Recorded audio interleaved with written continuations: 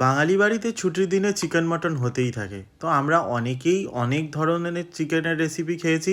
তো একবার এইভাবে বানিয়ে দেখুন, আমার মনে হয় জাস্ট ফাটাফাটি লাগবে। তো প্রথমেই যেটা করতে হবে, চিকেনটাকে ভালো করে আমি এখানে ক্লিন করে নিচ্ছি, দেখতে পাচ্ছেন।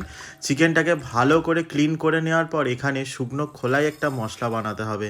সেটার জন্যে 2 চামচ গোটা ধনে, 1 চামচ মৌরি, 1 চামচ গোটা জিরে, আর তার সাথে কয়েকটা লবঙ্গ, অল্প একটু দারচিনি, এলাচ, অল্প একটু জায়ত্রী দিয়ে ওটাকে শুকনো খোলায় নেড়ে চেড়ে নিয়ে সেটার একটা মশলা বানিয়ে নিতে হবে।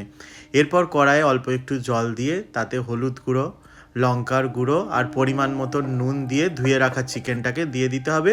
দিয়ে চিকেনটাকে ভালো করে সেদ্ধ করে নিতে হবে কয়েক কোয়া রসুনের সাথে। চিকেনটাকে ভালো করে সেদ্ধ করে নেওয়ার পর যেটা করতে হবে, চিকেনটাকে আর চিকেনের যে স্টকটা সেটাকে পুরোপুরি দুটো আলাদা করে দিতে হবে।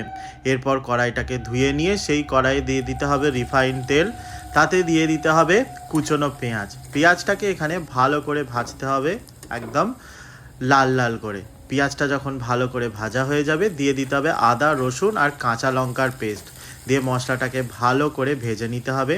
এরপর দিয়ে দিতে হবে কুচনো টমেটো আর পরিমাণ মতো নুন, দিয়ে আবারও পুরো জিনিসটাকে ভালো করে একটু ভেজে নিতে হবে। টমেটোটা গলে এলে দিয়ে দিতে হবে অল্প একটু হলুদ গুঁড়ো, অল্প একটু কাশ্মীরি লঙ্কার গুঁড়ো, দিয়ে ভালো করে মশলাটাকে কষিয়ে নিতে হবে। মশলাটাকে কষাতে কষাতে যখন জলের কম পড়বে, তখন ওই চিকেন স্টকটাকে দিয়ে মশলাটাকে ভালো করে কষাবেন।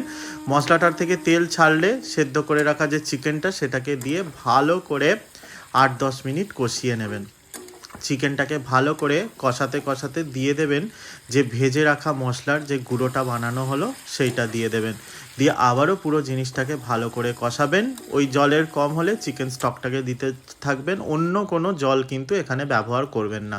এরপর ফেটিয়ে রাখা টক দইটাকে দিয়ে ভালো করে চিকেনটাকে আরও 4-5 মিনিট কষিয়ে নিয়ে বাকি যে জলটা ছিল সেটাকে অ্যাড করে দিয়ে চিকেনটাকে ভালো করে নেড়ে ছেড়ে দিয়ে এটাকে 5-10 মিনিটের জন্য ঢাকা দিয়ে দেবো। এরপর ঢাকনা খুলে ওপর থেকে ধনেপাতা কুচি আর কাঁচা লঙ্কা কুচি ছড়িয়ে দিয়ে এটাকে গরমা গরম ভাতের সাথে পরিবেশন করে দেবো। কেমন লাগলো আজকের রেসিপি অবশ্যই কমেন্ট করে জানাবেন। যদি ভালো লেগে থাকে তাহলে রেসিপিটা নিজের ফ্যামিলি বা ফ্রেন্ডদের সাথে শেয়ার করে দিতে পারেন।